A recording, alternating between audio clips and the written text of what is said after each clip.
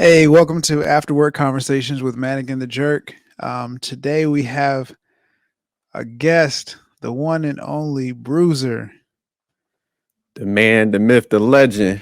We had to touch bases with you, man, and get the crew back together. You know what I'm saying, and definitely pick your brain a little bit, man, because you're one of the few people I say in the space, man, that not only like did lives talking about relationships, but you also had like that rare experience of having like a lot of one-on-ones with females and stuff. Even on your network, you had Shaq. She was bringing in a lot of females, having those dialogues. So you just have that like well-rounded experience, having different conversations with different people, man. So we definitely wanted to bring you on and kind of tap into that experience that you have and stuff like that. And also, man, we just always appreciate you for pulling us up on your network and, just tagging up with us. We known you for a while and stuff in real life. So, man, just a good brother, family man. So we definitely got to give you your flowers, brother. So I appreciate it, man. I appreciate it. And I appreciate y'all bringing me on, man. Yeah, nah, congrats long again time to overdue. This is your home your too, little one. man. So whenever you wanna pull up, man, just let us know. So we definitely had to get that. We was like, we gotta get our stuff in order before we pull Big Bro over here. I'm most definitely feeling those movie reviews, man. So I've been tapping into those, watching those. So Nah, I appreciate that, man. Yeah, let me know if you wanna get on the schedule, man. We'll definitely slide you in, man, because you got that movie background, all the editing and stuff like that. So yeah, nah, absolutely, man. Like I said, this is your home too. So hey, man, I do want to ask you a question because last night I was watching that Lapeef, man, and I saw you pop up on her, man, and I like what you was like standing for, because I think that's very important, man. When we get on these panels and stuff, we gotta have that respect, and also, man, we gotta have that dialogue. So I definitely like what your approach was on that. What you see was kind of the biggest issue though, like with I'll say the panel at that point. Was it just like the over talking and stuff that you were seeing, like people cutting her? What was her name? Queenmaker. yeah, Queenmaker is a very large. She's got a very large following. Her following is more tribal, so I mean they're gonna believe everything she say. But she has a way to reach her viewers, and she has a good way of substantiating her points and her beliefs and her principles, and she back it up with research.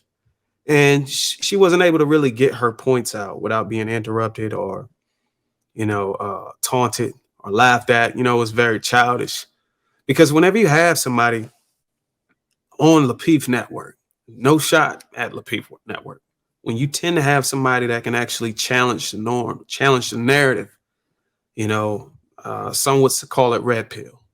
Anybody who can challenge the manosphere or the way things are naturally flowing and with relationships, dynamics, or viewpoints or perspectives.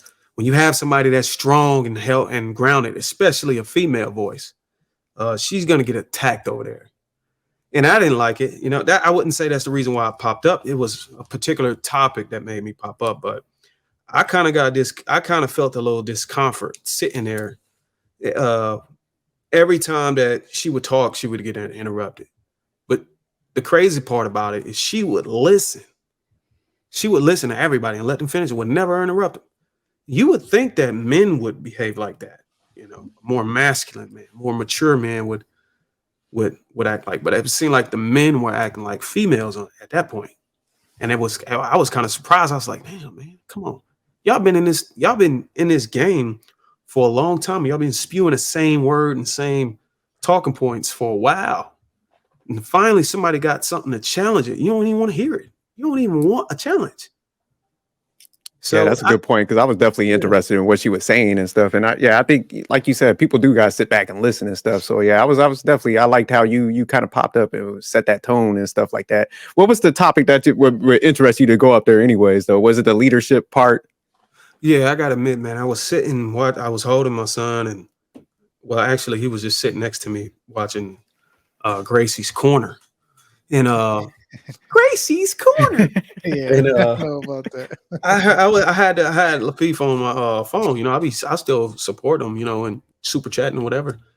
And I heard the lady say that men wasn't leaders. Men are not leaders, because simply because they don't read any books on leadership. And it kind of didn't make any sense to me. And I was like, it's kind of aggravating. I don't know if I can just leave that alone. If somebody made a video and put that on a thumbnail, I most definitely would click on it.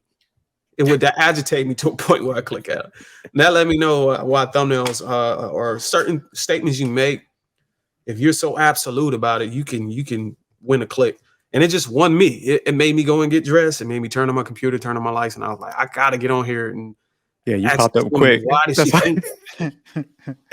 Because what was you was in the chat at first, and then you popped up there. I could tell you was fuming. So I liked when you got up there because like I could tell that topic because it bothered me, and I was just like, dang, to just make that blanketed statement. You know, I think that's one of the things that is kind of irritate me with some of this space where it's just like, man, just we got to start breaking out, I guess, the segments of people where it's just like there's good and bad in both genders. I'll say like men, female, you know, and it's like we got to start dissecting that a little bit. It's like, OK, we had the like broad topics, but it's like let's start dissecting that stuff out because, you know, like you said, here you are holding your son, man. Your household is fluid, man. Y'all operating, you know, in an elite level, I would say. And then, you know, somebody's like making that comment, you know, I was doing the same. I'm over there talking to my son. And then when I heard like men don't got leadership, I was like, what? I turned it up. I was tuned in, but I was just like, definitely would have loved to give some pushback on that. Yeah, man, it's shit. And the thing that really irritated me is when she would try to explain why she thought that men can't be leaders or aren't bred to be leaders or don't read any books on leadership. She would try to substantiate her point, but she would keep getting cut off, and that's another reason why I was like, maybe they just need somebody there to try to regulate. Because no shots at Trigger Mike, but if you're gonna be a host, man, be a host, bro. Like, you got to get that shit in order, dude. But it is hard though, man, because I think I think what has to happen, he has to have the authority to drop people down or something. Because sometimes I think, you know, he's probably looking at it like this ain't my house, so he's got to be kind of delicate with it. So, and then everybody was just kind of like emotional at the same time. So, yeah, but you are right. People, I think certain people in certain conversations, they just don't need to be there. You give them one chance, and it's just like drop them after that because they do end up ruining good conversations. Because I would have loved to have you speak, you know, up there and stuff like that. So it just kind of got out of order. Exactly. But nah, man, I thought it was like I definitely saw you up there, and I was like I said, I like what you were saying and stuff like that. So I did want to circle before we start jumping into these questions on that. I really wanted to land a point that she said she read a lot of books on leadership. And she said men aren't leaders. They don't read enough books on leadership. I wanted to land a point that all of the authors that wrote those books were probably men. Yeah. Bottom line. Because she was quoting it before. Yeah, I seen her on some live, like quoting all those authors. So that was the point. And then also it's just like what I think people make the mistake of when it comes to leadership. It's like you could be a leader, but a lot of times what they're defining, if you're a divisive person, you're a bad leader. Because if you're going out there and you're like pretty much saying like, hey, men don't have leadership, or when men do the same thing, like women don't have, at that point, you know, you're in that bad leadership territory because you're supposed to be kind of uplifting people if you're going to be a good leader and stuff like that. And so, yeah, when she kind of started saying that stuff, they could have attacked it like from the point you said and also from that point. And it's just like most leaders, when they first start off and they're actually good leaders, they're not reading a ton of books. They might do that like down the line to hone in on their skills and stuff and, you know, have that growth. But nobody's just sitting around picking up that you know, books and it's practical. You know, it's like hands on and stuff. So I knew you was going to come, you know, with your military experience and all that, man. So you definitely would have been the one for that topic. And you know what, Jerk? I understand it. You know, I understand that you gotta punch down hard on one side in order to be a creator these days. I mean, if you on the fence, then you're not gonna really win the trust of an audience. So I can understand why some creators are really hard on or really absolute. They really make a controversial statement and try to stick to it, even if, you know, their very life circumstances say different. You know, they try to keep that separate from what they put out in content to maintain trust in the audience. So yeah, no, I got you on that. But Queen Maker, is she trying to like convert the chicks? That's what it sounds like, man. She gonna have them on an island, in a two-piece sipping daiquiris and stuff. Like she trying to take all the females, man. That's what it sounds like to me. Yeah, man. She's scary, man. I mean, but you got to think about the people who would even, subscribe to that type of narrative.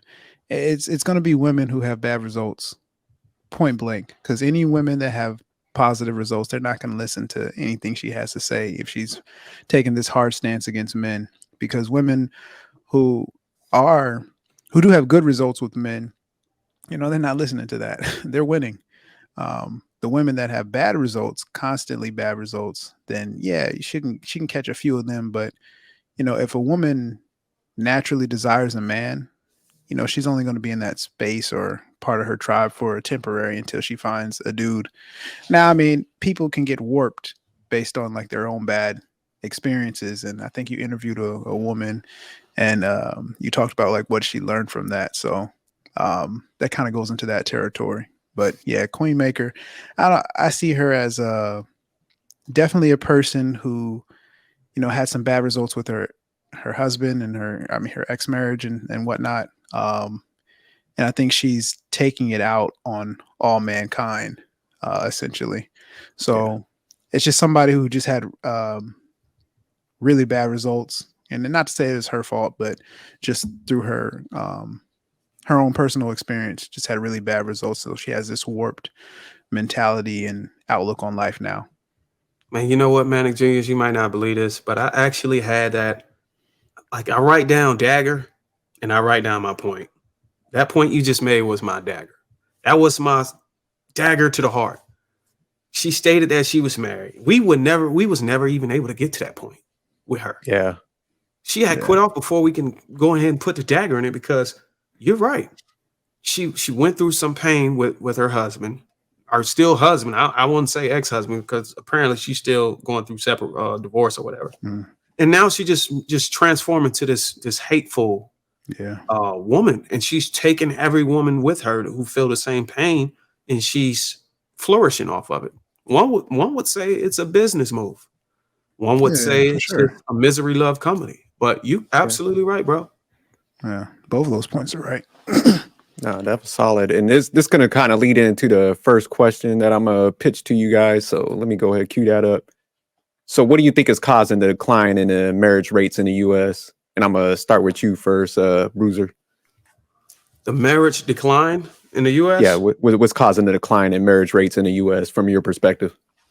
I would say that everything that's trending, everything that's popular, and everything that's related to anyone's interests, and the people that people look up to, those people or those groups or those entities aren't really praising marriage.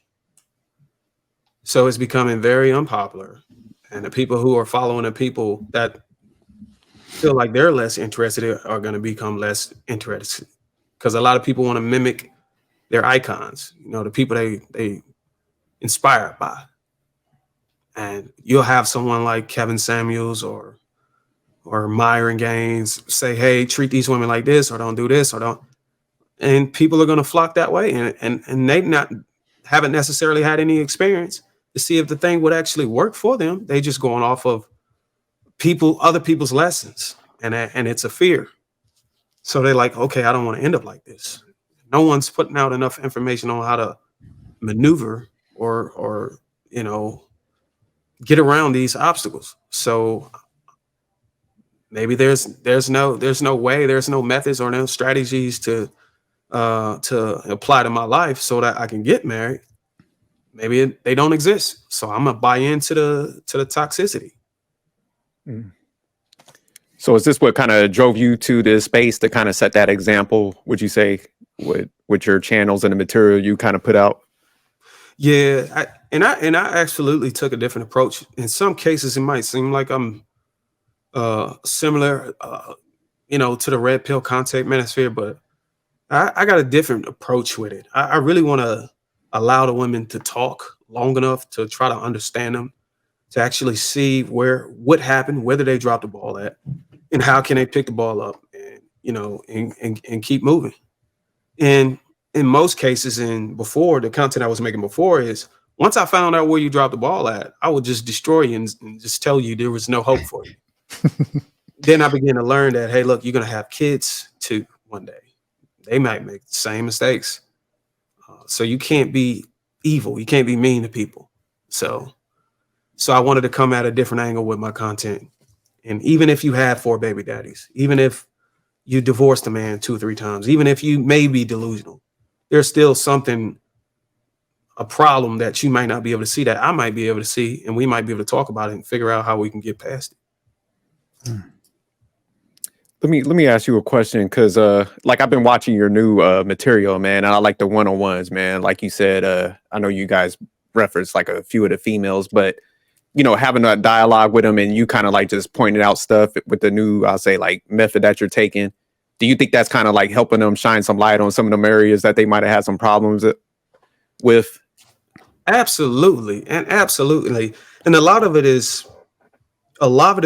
content is driven. Once you get enough views and enough audience and comments and stuff like that, a lot of it is reconfirming, what my audience already believes and thinks.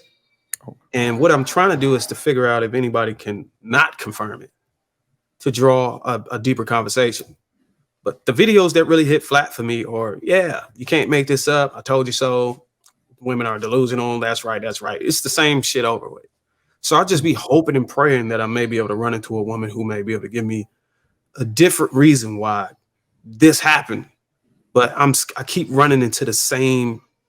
It seemed like the similar women or women with similar circumstances are the same, or they have the same tendency. And I don't want to be the guy that they call evil for grouping these women and categorizing these women as the same person. But it's really starting to seem like these women have the same habits. They have the same upbringing, the same trauma. And it's over and over. It's a cyclic behavior. And there's just no way to penetrate that, to figure out, okay, like, is there something different that we can do? Is there something different we can talk about to figure out why did this happen? Yeah, because that's what I got when you do your one-on-ones, where it's getting to that, I'll say, like, solution base, where you're kind of shining that light for them, and it's helping them like walk through like some of those habits and stuff like that. So that's why I think it's a good method and approach that you're taking, because sometimes I think you got to talk stuff out with people to kind of see like, dang, yeah, you know what, maybe they go back and look at the video like, you know what, that's where I have those issues at and stuff like that. So it's like you're kind of almost in a way helping them, like, like even, I guess, like, say, like I was walking through a scenario with you in Manic or something, and then, just by saying it out loud, walking through it with you, I could see some of the errors and the flaws in that. So yeah, I like the conversations, man.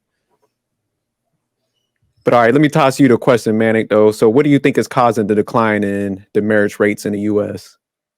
Oh, I just wanted to piggyback off of BRUIZZR for a second. On the whole, like, evil thing, man, I don't think anybody looking with a unbiased perspective would see what you were doing as evil. Just very passionate about, what you believe in. And, I know you, so that's like keeping the nuclear family together. So that's like your core.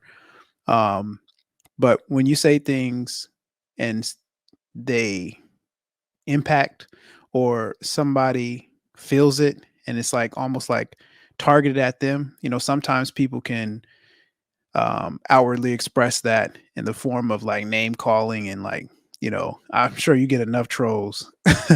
So it's like, you might hit a very strong point, and it just hits somebody so directly, even though you're not targeting them, that they feel the need to combat the grief that they're personally dealing with. So that's what evil. But nah, man, unbiasedly, and I can say that, like, I just know that you're very passionate about what you do, and it's well needed. You need passionate people in this space, so I appreciate you for that. As far as the decline in marriage rates in the US, I would just say, just the way we've evolved as a nation. Technology has transformed a lot of things, and even aside from technology, back in the day, you know, um, marriage kind of was a necessity. In today's society, marriage is not a necessity. It's not a necessity for a woman to leave her house. It's not a necessity for, a woman to get a bank account. It's not a necessity for a woman to purchase anything. So, a lot of times if we just look at the numbers and the percentage, and not factor that, the changes and advancements that we've made as a nation, um, you know, it wouldn't really be fair to just look at the number without factoring that in. I think also to Bruizzer's point, people are very impressionable, and you see that in so many cases. Like, if you look at any like cult following, if there's a very charismatic person and they seem like they have good energy, you're going to have people that's going to start following them. If they go against the grain, you're going to have some people who want to say things, but they're not comfortable enough speaking up themselves and having that target on their head. So they'll follow somebody. So I think we've seen that that's just human nature. We're some followers.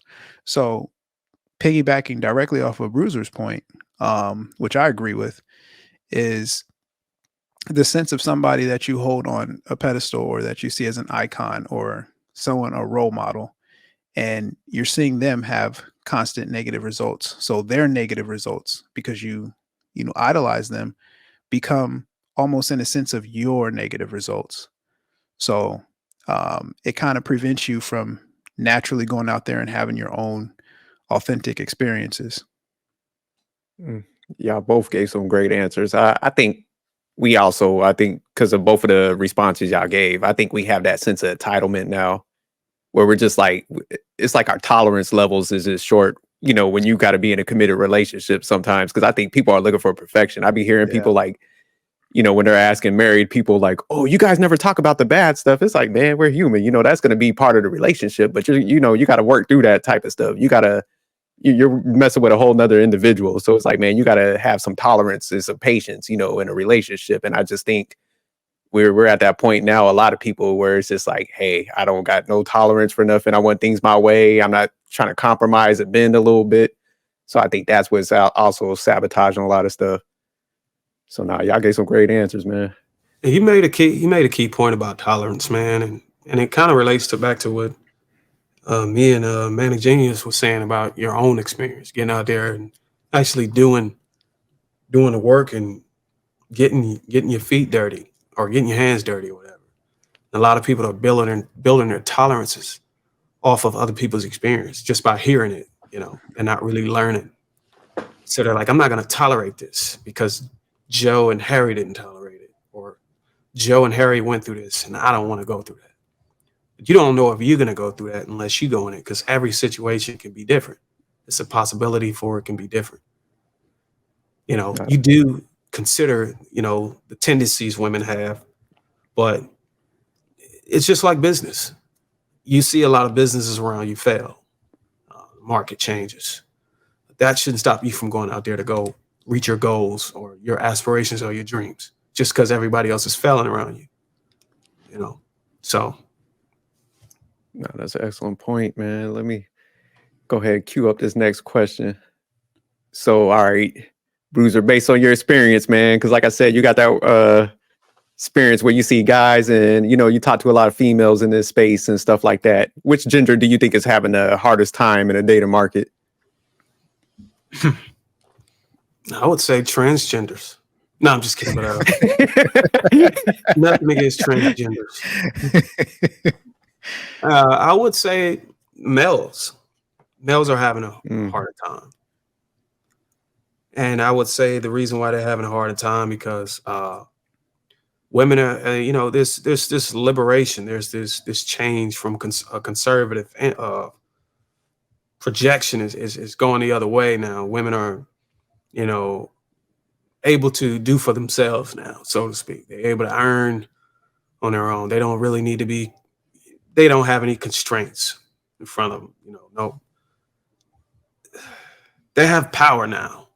They have the power to be able to live comfortably single, and still have some idiots still give them a baby, you know, if they still want that, or they even have technology now where they can, you know, make that happen if they want to. So it just makes it even harder for the man. You know, women can be at their lowest and still get attraction from a man. It might not be the attraction she wants. It may not be for a serious relationship, but it'll be for a moment of satisfaction, something that a lot of men would be okay with, which strengthens the argument that men would struggle even more, because depending on his circumstances, he may not even get that, you know. And if he's the lowest, it's nearly impossible to get it. Definitely. All right, Manic, I'm turning this question to you now. Which gender do you think is having a harder time in the dating market? I mean, I definitely agree with BRUIZZR and his points. Like, I didn't hear anything that I would like, oh no, but I would take the opposite approach. I think that women are having a harder time in the dating market. It's just not really set up for them, you know, with the accessibility. I mean, it seems nice when women can easily go on social media and get the likes and, you know, post the pictures and get all the attention from, you know, the different guys. But that dopamine hit is not the same as getting that attention from somebody that they actually like. So it's this false sense of definitely like a entitlement and like a almost a self-inflated ego, but they're humbled very quickly when it comes to real life situations and scenarios, because naturally I feel like most women want to be in relationships. Most women want to find their husband. Most women want to date with intention. However, they're single. And it's not they're single because dudes are not hollering at them. It's because the guy that they actually want may be in their head or their standards are just not realistic to, you know, their current environment or situation. So I think that once you become a man of character and principle, it's just too easy out here. Yeah, So- like what? Oh, go ahead. Go ahead. Go ahead, man. I'll go. No, you good. No, go ahead, BRUIZZR. Now I was going to ask him, why do you feel like most women want to date with intention? Like, what gives you the how are you able to make that so? How are you able to be so stern on it, or you know? Yeah, I'm glad. That's a great question. Okay with saying that. Yeah, that's an excellent question. Honestly, it just comes from experience. I'm a single guy out here, so I constantly For the run into- streets. no, not for the streets, but I do run into women who are for the streets, and even some of the ones for the streets, they say they're dating with intention. Like that's like the most common thing that I hear is like, yeah, I'm dating with intention. I didn't always date with intention, but now I'm dating with intention. And also the demographic. You know, I'm talking to women in their mid 20s to mid 30s, that whole range. So I can't even say, I would probably have to say 90% of them, you know, have that I'm dating with intention or I'm looking for something long term. Like it's very rare that I come across a woman who says they're, you know, looking for something short term or even open to it. So, but that also could just be because they're talking to me. But I'm kind of with BRUIZZR on this. It sounds like you know, just they're saying it, but are their actions lining up with that? No, And that's where I was gonna go with it. I was gonna he said something about his personal experience, and I'm like, okay, if you say, you know, you've been out there and you know, you experienced these things, is it safe to say then the question could be subjective to absolutely. your personal views? Oh yeah, absolutely, absolutely, 100%. And that's why. And furthermore, when you say you hear them say it versus do it, to Jerk's point, I mean, I'm a believer that action and behavior overpowers what you say. Absolutely. And So if we look at that, would the number really be 90% if we was basing it off of action behavior? and just to answer Jerk's question's original question, no, their actions aren't directly correlated to what they want and what they say. But that's only because people think they have this idea of what dating with intention looks like and what it actually is. And you got to understand that we're all unique individuals with our own personal experiences. So somebody's dating with intention may look like, to someone like us who have experience with dating or being with a woman for a very long time, both of you guys are married, that their actions are not lining up with what it takes to date with intention. But they don't know that because don't have that experience. So what they're doing, they actually think that they're dating with intention and they think I that they're got you doing the now. right Okay. things, but they're actually not. And occasionally I'll tell them, especially when it's like over, I'm like, yeah, I'm actually good on this. Like, I think you're a great person. And then I'll like kindly, sometimes tell them, but sometimes that backfires. I get cursed out. But my thing is just like, hey, if you're actually dating with intention, you have to be honest and authentic. First and foremost, you can't give people your representative. You can't fabricate things. You can't mislead people. You can't be out here, talking to multiple guys at one time, because that's the very definition of not dating with intention, because you're not allowing yourself to really get enveloped in that particular one relationship. You're allowing outside influences and you're accepting outside attention, which is going to naturally make you, receive the actual attention that you think you want, as less valuable. Because you're Okay, getting so I'm glad much around.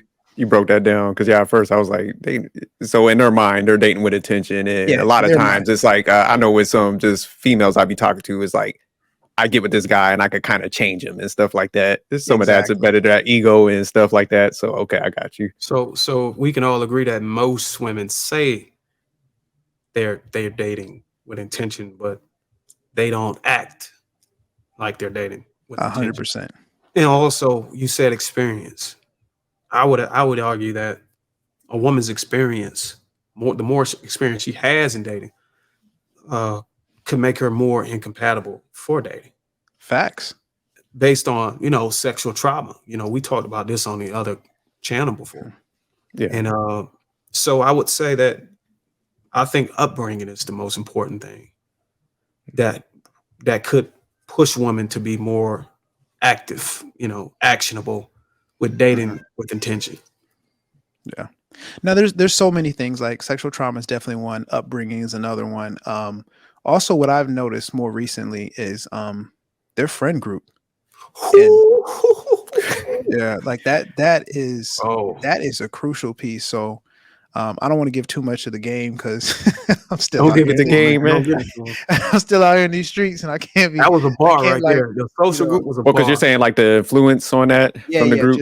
I'll just leave it at that. Just like the influence is just crazy. Like that can literally be the Crazy. detriment of a relationship. So And do you to a certain extent, do you also think like because like I like what BRUIZZR was saying, and I'm gonna kind of give my perspective on, because it's like a merge of both of which I was saying, because I think both of them was right. But you think like women to a certain degree, since they get hollered at so much, like they're kind of blinded by options. yeah, Like, yeah, for sure. yeah, because that's what I see a lot. Where Especially in the Black community. Like, And if you state if that statement is valid, and it is valid, it might not be valid to a lot of people, but it's strong, then we would also have to include that men who actually give these women the intention and holler at these women when they don't have the intention to date serious are part of the problem. yeah, facts. absolutely, yeah, Accountability is an accountability thing for men. We have to hold ourselves accountable for that. Absolutely. It's a cycle. It's completely cyclical. Like it's not just women's fault. It's men are to blame too, blindly throwing our attention everywhere. So it's just like, if we were a little bit more direct, and and this is what I was kind of referring to when let's say a woman is getting all this attention online, or her social media is going crazy, all of the likes and stuff. She posts a picture, boom, boom, boom. People are hitting the comments, hard eyes and whatnot. Then she goes in real life, and she's an attractive woman, so she's going to get, good attention. But when she gets to a certain caliber of man, we're not going to operate like that. We're not going to operate from a more scarcity mindset. We're going to be less thirsty because, we're good. We're good with or without them. And, tiers well above me. It's like they're, unfortunately, it is what it is. And there's a level of replaceability to where it's like, hey, if you don't get in line directly, here's my life. It's completely structured. Boom, boom, boom. I'm good over here. If you don't fit into this box of, what I'm trying to progress and what my vision is, then I don't care how good you look. I don't care how great your body looks. It's going to be a no. And that's the reality check that they get hit with. And when they're trying to find their actual husband, like, oh man, that's the guy I really want. It's like, you don't qualify for him because you don't fit into his box based off of, your actions, not your words. So back to your point. I wish we could deliver like an app or algorithm or something where they can discover this earlier. Yeah. Than wait until they're almost 40. So, oh yeah, that's the guy I should have married.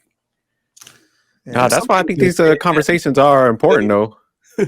Yeah, no, that would save some lives out here.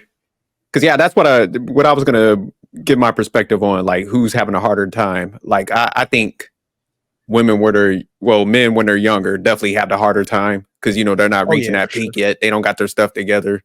You got to kind of grow into like becoming that, like I'll say, top level guys or whatever. And then I think it flip flops like when women start getting older and stuff, and kind of what Manic was saying, like when you start kind of facing those realities, like how men operate when they do start getting disciplined and they're not thirsty no more. I think that's when like that reality kind of sets in because like you said, they were kind of used to getting a lot of that attention and stuff. But now, guys are kind of calmed down. They got a little more discipline, structure and stuff like that. So, they're not going to let anybody just like take them off that like structure, guys that got their stuff in order. So I think it's like both are kind of having that hard time depending on like the age groups and stuff like that. And I'm glad you said that, man. And to the women's defense, I think it's important that we state because we have it so challenging early and young, and we had to grow into our manhood and our masculinity to be more attractive and all these other things. I would say that would serve as a protective shield rather than, making it more difficult. I mean, it makes it more difficult if we want to have a relationship early, but we have to get our affairs in order. We got to get our stuff in order to be able to have a meaningful relationship with the one we want to have it with. I would say the challenge serves as a protective barrier because if it was easier, who knows how many mistakes a young whippersnapper, 18, 19, with a bunny rabbit sex energy coming out the gate would just have so many problems, man. That's a good point. I never looked at it like that. Unrepairable. You know what I mean? So yeah. I would say to the women's defense, because they have it so easier, it's so easier for them to get into a situation where it's irreversible because they have it easier in the dating market. I like what you said. Like a lot of people argue that, and there's a opposing argument as well. But for the most part, a lot of men are okay with dating a young 22-year-old that doesn't earn enough or haven't even earned anything. It's just simply virgin and beautiful and comes from the household of a man and a woman, a representation of a marriage and how to be a wife. I would say a lot of men would go for her, so that would make things easier, but the parents would have to make that easier for her versus a man can come from a household in the same circumstances. And no, you got to go to work, man. It's work first. Yeah, no, definitely good point. Cause I think I like what you said where like you started breaking it down and how we definitely need to start looking at it a little differently. I think, because I think that's the issue. Like you said, we might be looking at it like it's harder, but that's actually prevention. you know, when you're locking in and, you know, you're going and getting your stuff together and stuff. Cause like you said, I mean, that's the sad thing when you do talk about, I know we all know people that, you know, made some mistakes when they were younger. And it's just like, man, it's like an uphill battle at that point. So, you know, so I see definitely, you man. smiling, Manic Genius, but just ask yourself, man, if you had it as easy as women fresh out of high school, do you think you would still be in the situation you are in now with women, sex, and just being able to get bang out any given moment? Watch the ego. Go ahead. Yeah, you already knew it was coming.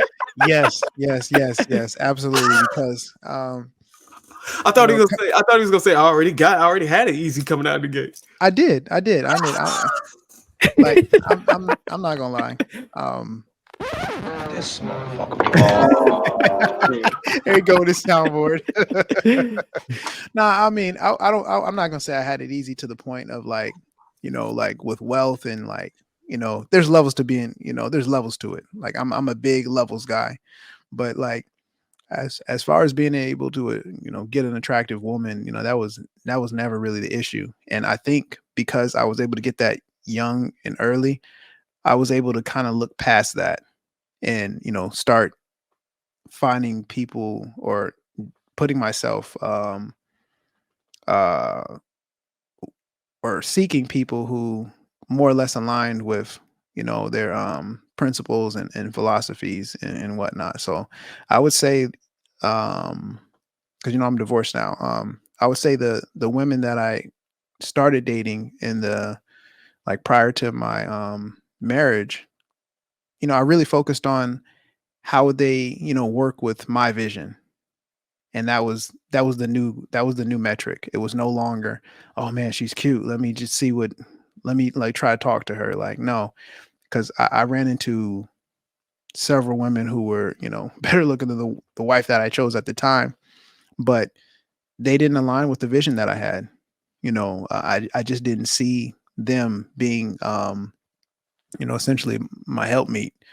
Um, so those relationships were very short, and they quite frankly didn't go anywhere. So, and the same thing as of now, I've kind of realized that I don't know everything.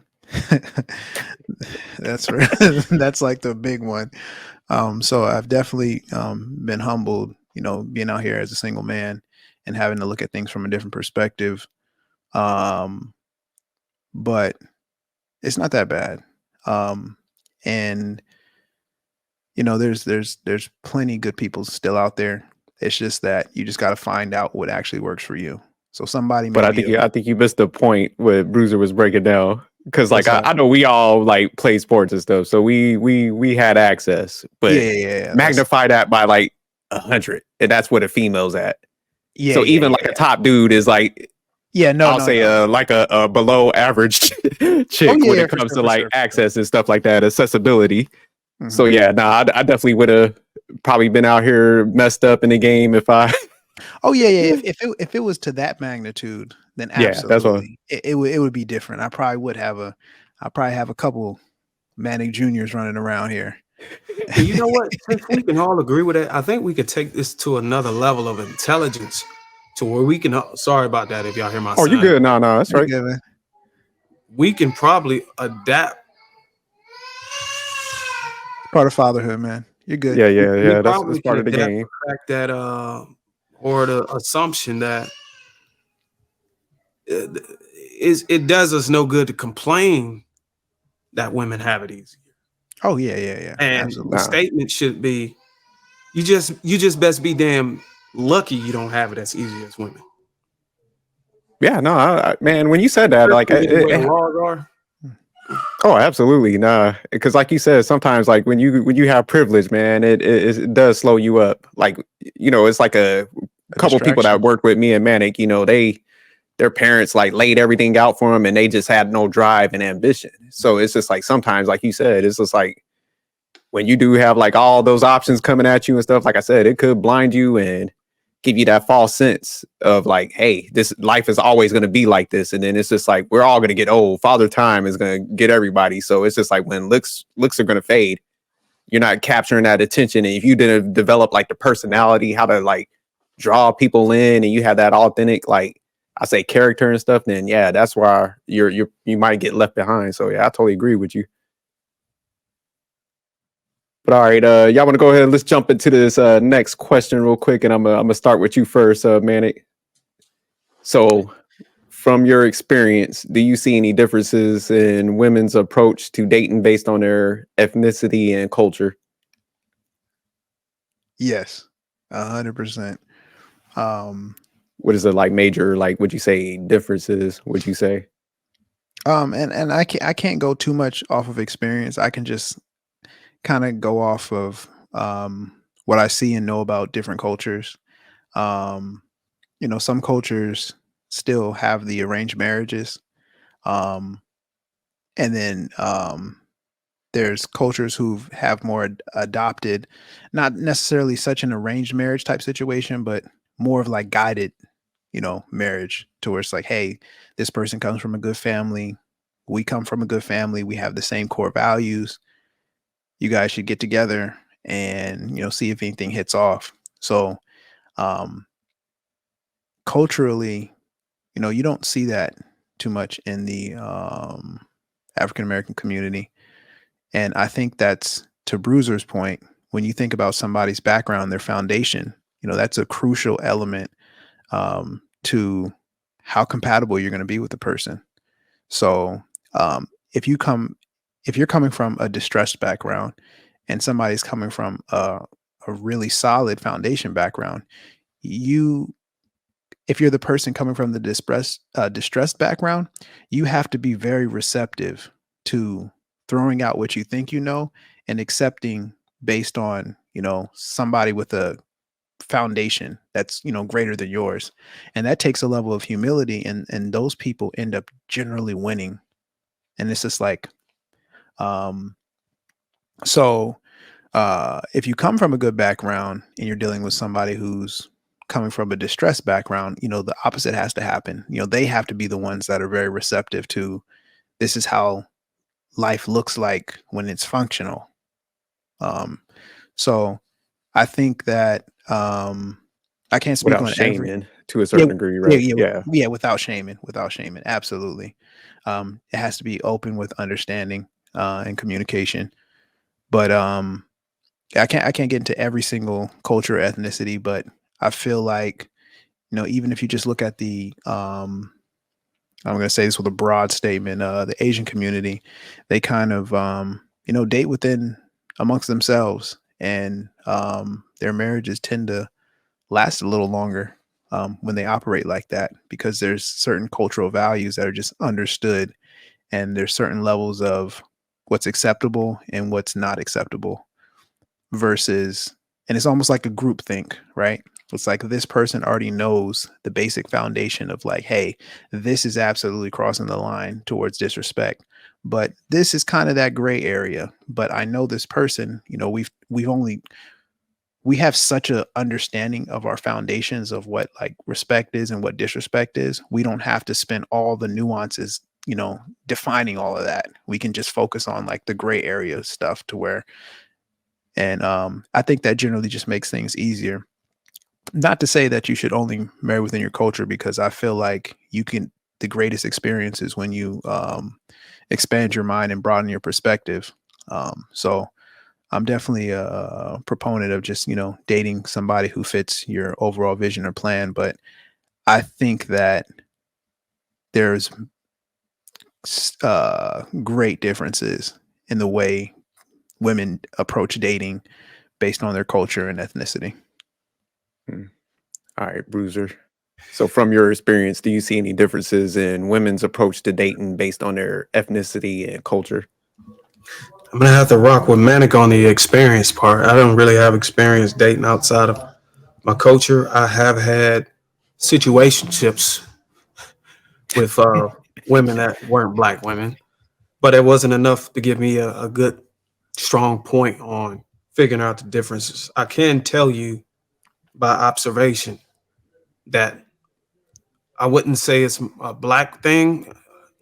I mean, you could have an argument that black women are different from other women, and you can point out the differences, but those are those are triggering, and I don't want to go that far. I just want to keep it on the topic, and I would say that I think it's more like an American and foreign women different. I think foreign women are different. There's some clear differences. You know, American women are more entitled, uh, versus foreign women are more appreciative. You know, and I think it's because America's more liberated than most countries, and foreign women are seem to continue to encompass that conservative mannerism and traditional relationships that that cultures kind of hold their ground towards. And American women are, and I would even say black women specifically, because this is my experience. They're they're they're privileged, but they're unaware of it. You know, and that kind of makes things harder whenever it comes to dating. And foreign women are underprivileged, and they're aware of it. So they move in a different way. They're more humble and more appreciative.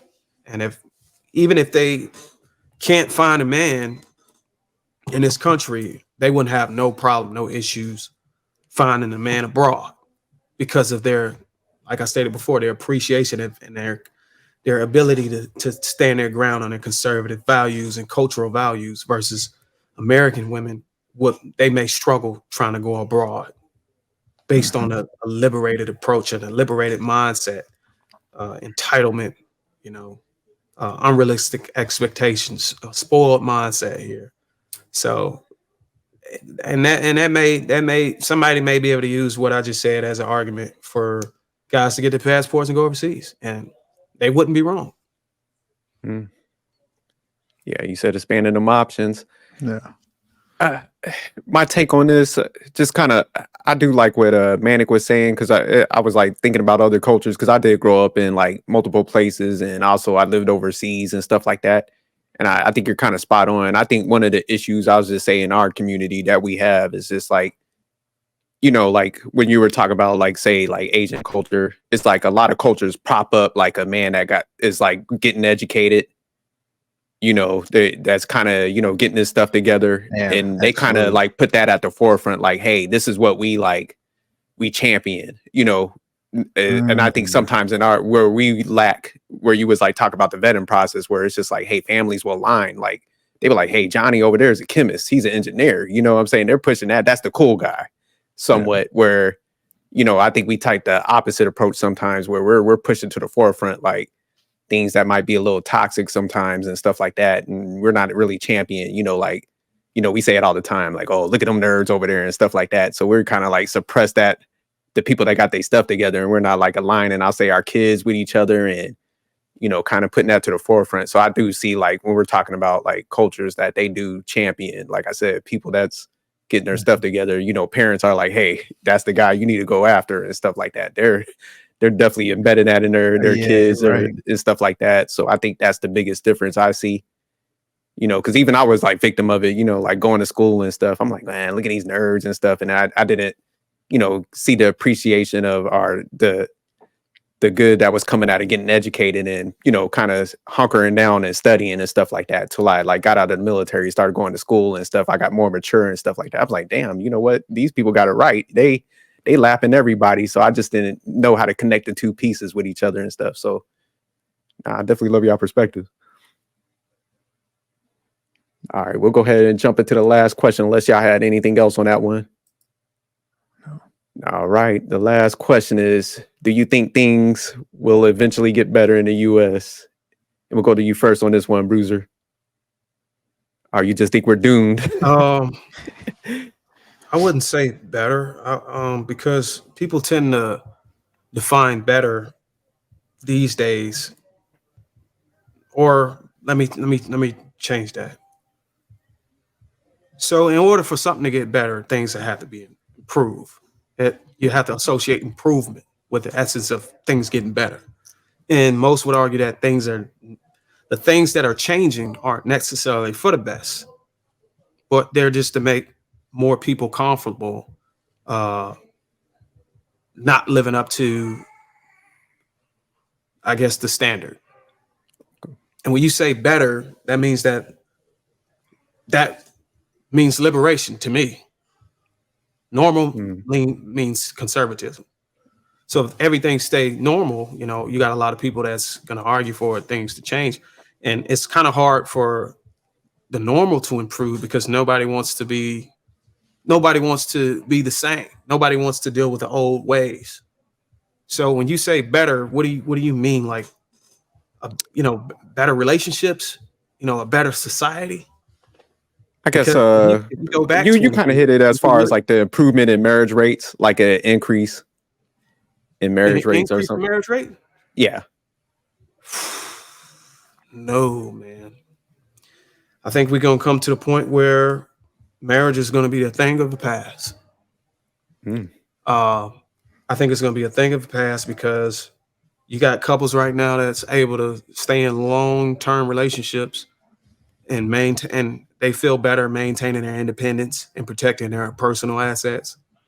And they can still love and do the same thing as people that married and not have to take the risk on separating and having to deal with the laws that they may say that's unfair. So I think going forward, if anybody was to even entertain being married, it would be wise of them to find someone who's uh, on the same level financially. That's got a similar risk going in. This whole thing of what we used to argue, myself a lot against you guys, was that women didn't need to bring anything to the table, but their physical attributes and their ability to be a homemaker. Those things are considered normal and conservative, and women have power. Feminism have unlocked things that allow them to go and do other things outside of the house and still find happiness. And we don't know whether we could say that they're unhappy, but we don't truly know how they feel because we aren't them. But their behaviors and the trajectory they're going in points to, hey, look, we don't really care about marriage anymore. It's not important to us anymore. The important things is being able to do what we want, maintain our own independence, and spend as much money as we want without being told we can't. And we're willing to do that so long as you men are still willing to give up your seed. And as long as men are still willing to give up their seed, women are going to keep moving that goalpost as far as they can. So it's connected. It's more like, okay, what do you do, man? Stop procreating? Revolt? I mean, I'm pretty sure that would cause an argument. It would cause a deeper conversation. It would make people wake up. It would make women wake up. But a lot of men are not disciplined enough to do that because a lot of women are raising these men that are doing that. No, good take. You're dropping some gems on that one. Yeah, All right, Manic. dropping gems. I'm gonna go straight to the point, Theo. I think You can tell I ain't write that shit down because it was just so fluent. Yeah, you were just flowing. Yeah, you was flowing, man. I like that. Do you think things will eventually get better in the U.S.? Absolutely not. We're doomed. We're doomed. He would do that. He would. Yeah. He went straight to the point. So why you think just pretty much the same like what BRUIZZR was breaking down? Yeah. BRUIZZR broke it down to multiple levels. I mean, I'd only add, and I'm not even really adding. I'm just kind of more or less reiterating. With the availability of options that we have in today's society, I can only imagine in the future, they're going to only expand. Like, not to get too sci-fi on y'all, but I watched a video clip on Instagram the other day. I think a guy broke into a store and stole a sex doll. And that's just wild. But we all know what he's going to do with that sex doll. The sex doll only has one purpose.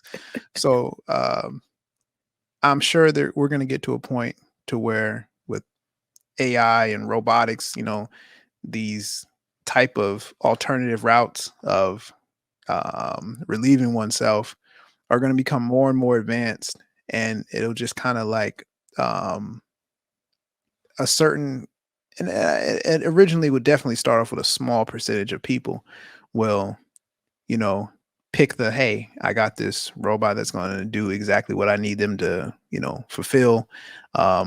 Whether it's like, hey, this one this one cleans up, does dishes, this one, you know, sweeps and dusts, and it also provides this other feature.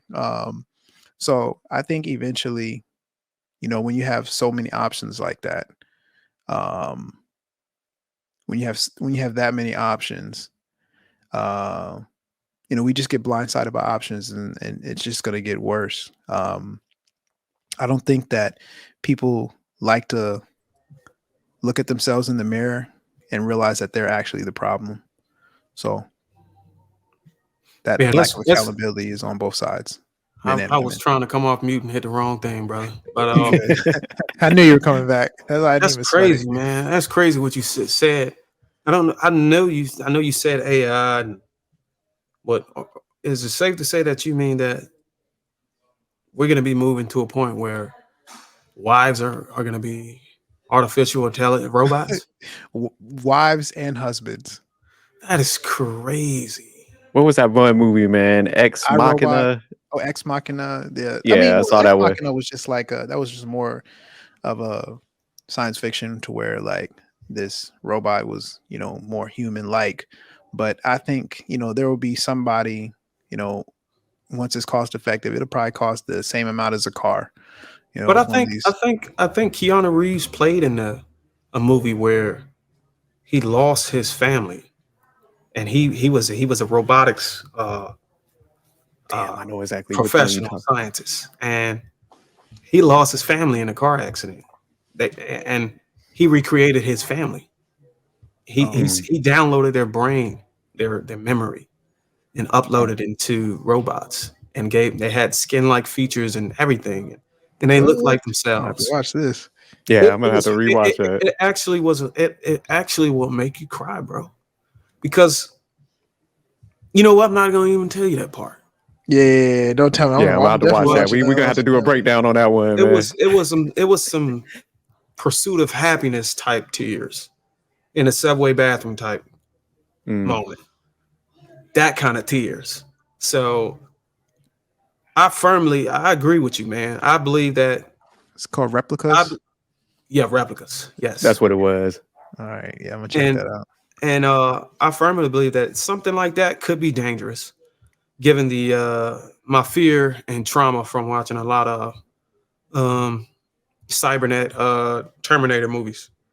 But besides that, I think it would work. I think if you could actually, if you had the money, given your statement earlier, and you can go to a computer and you can apply for a wife, and you can input all of her features, the protrusion of her buttocks, her hip spread, her boobs, her complexion, her eye color, hair, all these things, height, and purchase your wife, and she does, and you know, the more money you have, the better skills she have, and all these other things. Yeah, thanks. And then you can go back, and if your wife is need Uh, maintenance, you can go pay for maintenance. And if you want her to have more features because you're getting old and she needs to be able to lift you, you gotta pay a certain amount of coins to give her strength. You super know, straight. Yeah. yes, you know, or you know, improve her sex game, or you know, whatever, based on how much money. That would be dope. I mean, I think the most powerful feature would be the fact that you could cut her off. Well, you said power down button or you might something. get you You might had get a long attacked day. for You that don't feel one. like talking. You don't feel like dealing with nothing. You can be like, you know what? I'm gonna go to my den and just get some peace off. How would you say it? Like in the middle of an argument? Like, well, I don't even think she would be even capable of arguing with you. No, no, AI is good. It would replicate the level of argument that you want. It's like, hey, I need just this much of argument. I think it would come standard. Like, hey, it has to have some type of, you know, pushback, and then you can just customize it. Like, oh no, this is too much argument. Let me take it back to the shop and, you know, rewire some things. You know, AI is good. You know, I know we're all kind of technologically the savvy. problem would be what other countries would. It would be a war. Other countries would hack the mainframe in another country, Yeah, no, we can allowing go the all. Yeah. AI, allowing the AI become self-aware We and need to have a separate evolving. conversation for that. Yeah, Y'all got Hey, me we can nervous make a now. whole At first I was episode. on Hey, board. I was like, BRUIZZR, hey, I'm good. Like, I'm about to get two of them. What they call it, polyandry? We got to come up with. they start learning. They start learning things that they have. Their learning caps start. They start to hack their own learning caps and start learning Yeah, we're all how going to to get say, like I annihilated. don't want to do that. I'm like, what? We're Follow definitely your going to have to do plan. another topic on this. Yeah, that's gonna be the new. We gonna definitely bring you back, BRUIZZR. We gonna talk about AI future. Yeah, absolutely, man. The AI. But let line. me type the question real quick because I agree with both of you guys. I think it's not going to get better and it's not going to improve. The only way I could see like marriage rates going up is kind of what BRUIZZR was hitting on, is maybe if they redefine it a little bit where you don't have to go through the state, like you just do a spiritual wedding or something like that. Like, hey, we just go to the church, before, like in the old days or something, and then you don't have like all the risk associated with it. If they did that, then I could see like people going that route.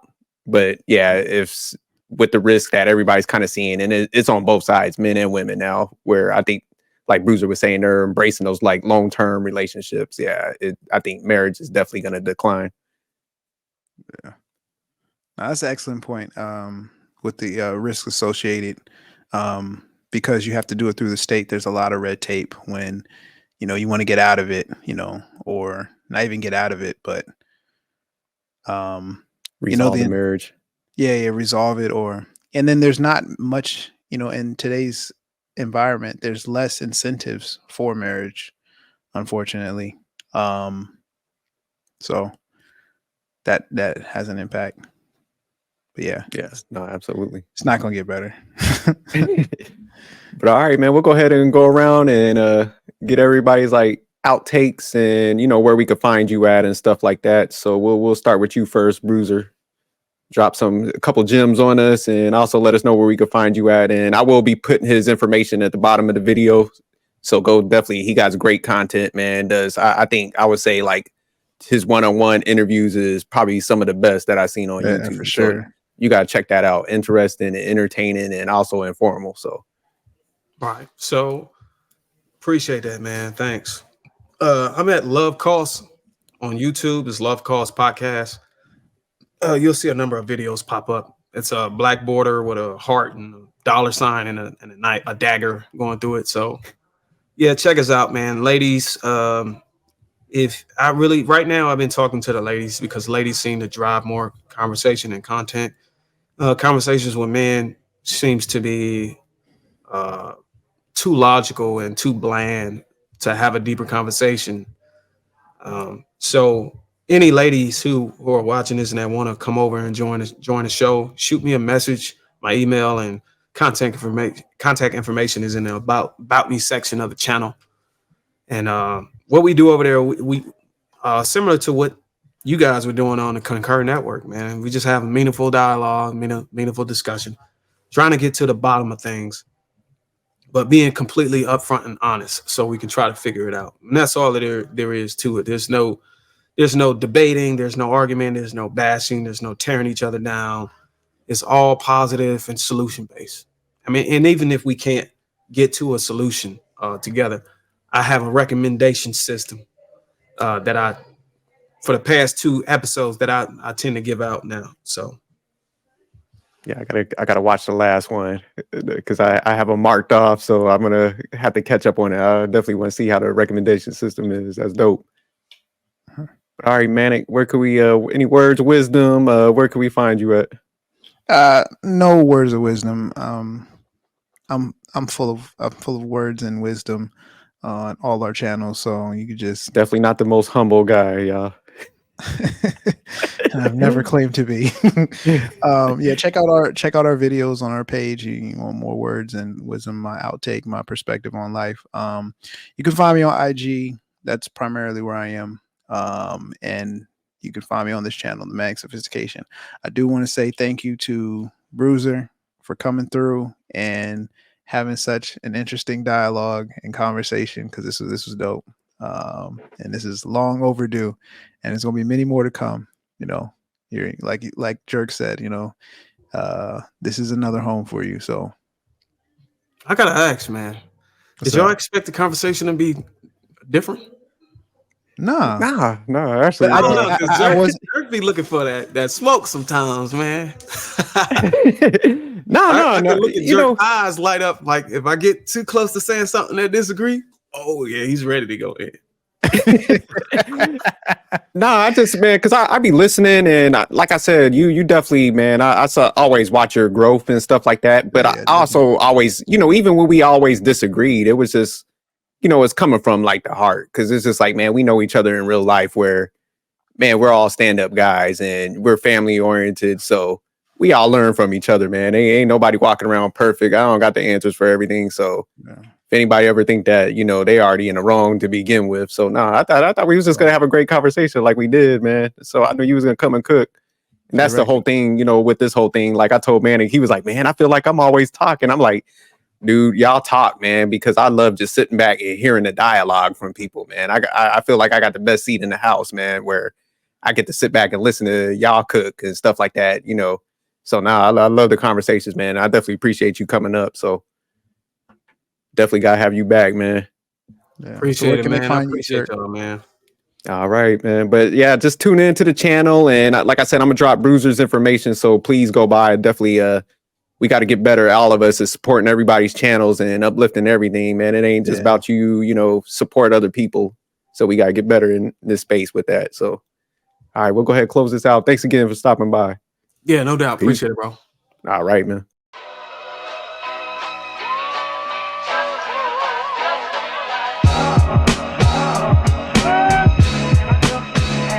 Feel alive.